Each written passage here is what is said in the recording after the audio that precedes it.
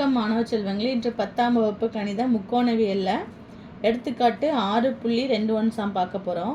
2 கப்பல்கள் கலங்கரை விளக்கத்தின் இரு பக்கங்களிலும் கடலில் பயணம் செய்கின்றன. ஓகேவாமா?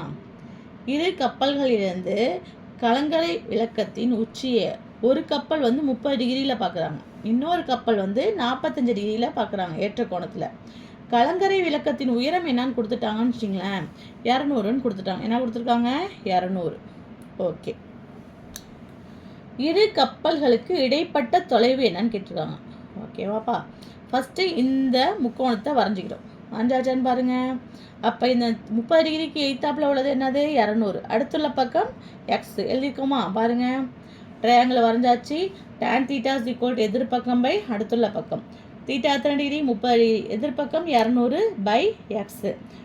tan 30 மதிப்பு என்னது? 1/√3. 200/x. குறுக்கால பெருக்குங்க, 1 × x x. இதை பெருக்குனா 200√3. அடுத்தது வாங்க பார்ப்போம். படத்தை மேலே பாருங்க. அடுத்த ட்ரையாங்கிள் வரைஞ்சாச்சா?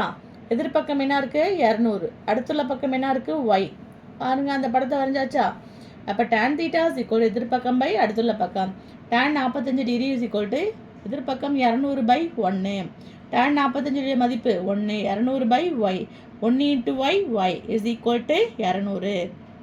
இரண்டு கப்பல்களுக்கு இடைப்பட்ட தொலைவுன்னு கேட்டிருக்காங்க.